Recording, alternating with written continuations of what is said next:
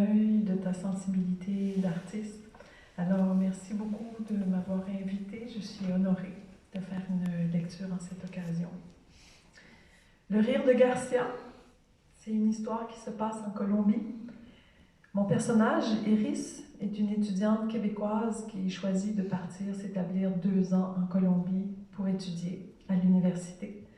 Et c'est son parcours, alors ce livre, c'est son parcours, et à travers ce parcours, ce que j'ai cherché à développer, c'est comment son regard sur l'ensemble des Amériques change complètement. C'était difficile de choisir un extrait, c'est toujours tellement partiel comme vision du roman, mais je vais plonger, je vais lire 2 petits blocs, non, un plus long et un plus court, mais qui sont subséquents. Aujourd'hui, j'arrive à l'université et me frappe à des portes fermées. Les grandes grilles blanches qui entourent la nationale sont verrouillées. Soudain, j'ai les yeux qui brûlent, puis le nez, la gorge et même les poumons. Quand de fortes explosions éclatent au loin, je comprends. Cela faisait plusieurs jours que ça grondait. Les messages, les affiches placardées, les explosions parfois, la tension sur le campus, les rassemblements étudiants. Voilà, il semble que les manifestations ont pris leur envol et ce beau vent qui souffle vient de m'apporter la nouvelle du jour. J'ai les yeux et la gorge irrités, mais je dois absolument entrer, car je suis venue chercher quelque chose de très important. Je vais donc faire la longue marche pour contourner le campus, immense, et tenter d'entrer par l'autre avenue. Un étudiant m'a dit que cette porte est probablement ouverte. De gros nuages gris foncé roulent dans le ciel. À nouveau, on entend de fortes détonations. Ça barde. Je croise plusieurs étudiants qui portent un masque médical sur la bouche. J'essaie de marcher d'un bon pas, mais c'est pénible. La pluie commence à tomber, puis elle s'intensifie. Au loin, les cris des manifestants scandent des slogans sur l'autonomie universitaire, sur l'avenir du pays et le financement de l'éducation. Des messages ont été ajoutés sur les murs blancs de l'université, à côté de beaux graffitis qui affirment qu'il faut faire la paix, qu'il faut marcher avec le peuple, qu'il faut faire la révolution, qu'il ne faut pas oublier le passé, que la souveraineté populaire est nécessaire, que l'éducation gratuite est essentielle, que l'avenir de la Terre ne peut être que dans la sauvegarde de l'environnement, que la lutte continue, que le peuple vaincra, que la pauvreté est inacceptable, que tout commence par le respect des droits de la personne, que la lutte doit continuer, qu'il faut résister, que les étudiants se souviennent des affronts. Aujourd'hui, tout cela devient vivant, action. Je traverse les grands espaces verts, assez déserts pour le moment. Malgré mon parapluie, j'arrive complètement trempée à la Escuela du Ciné. La semaine dernière, un ami m'avait dit « Vas-y, le monteur va te refiler le film ». Je me demande si c'est bien vrai. C'est long.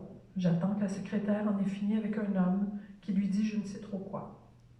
Le nez coulant et les bottes qui suintent, je lui dis que j'aimerais voir le monteur.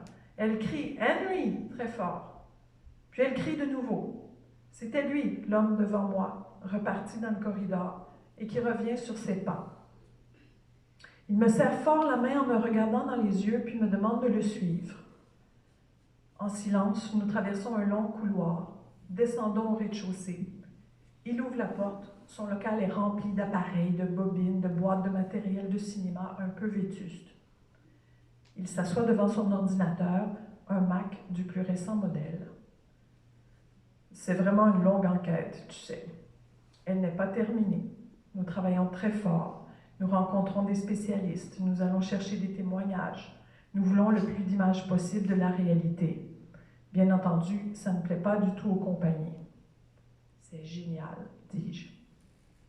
Tout ce que je peux te donner, c'est la copie du premier épisode. Il s'agit d'une série de 10 films. Écoute, je suis dégoûtée par ce que fait cette compagnie. Les gens doivent savoir dans mon pays. Tu sais, ne va pas te promener dans cette région. Les gens là-bas sont très en colère contre les Canadiens.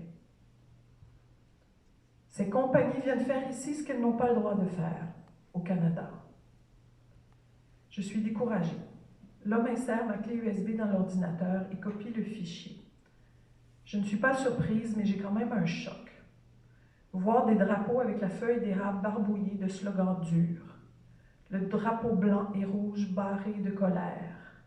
Non, nous ne sommes pas habitués à cela. Nous ne sommes pas américains. Non. Notre enquête n'est pas finie. Chaque film est un cas particulier, bien documenté. Il faut que ça circule. Oui. J'ai l'impression de construire le canal. J'ai promis d'apporter le film à mon oncle. J'ai promis qu'il pourra être diffusé au festival de cinéma pour lequel il travaille. La pluie redouble d'intensité au moment où je ressors de l'immeuble et on dirait qu'il fait encore plus vert. Le ciel est si sombre, mais les arbres, l'herbe et les arbustes partout sont si gorgés de chlorophylle que ce sont eux qui semblent diffuser la lumière. Je souris, je jubile, je tiens un trésor dans mon sac. Je tiens une bombe. Le tonnerre frappe, l'eau commence à entrer dans mes bottines. Je marche rapidement vers la station du Transmilenio. Sur le pont piétonnier qui passe au-dessus de la Calle 26, une autoroute à 6 voies de chaque côté. Le vent rabat encore plus la pluie sur moi et je serre mon sac contre ma poitrine pour empêcher l'eau de mouiller mon colis secret. On passe à un autre extrait. Camille. Tu sais, ma sœur, danser, c'est comme faire l'amour. C'est se laisser porter par la musique et c'est dire. Tu comprends? C'est un va-et-vient constant entre recevoir et donner, entre se laisser envahir et exprimer, entre se laisser nourrir et abreuver. Tu imagines comme c'est jouissif?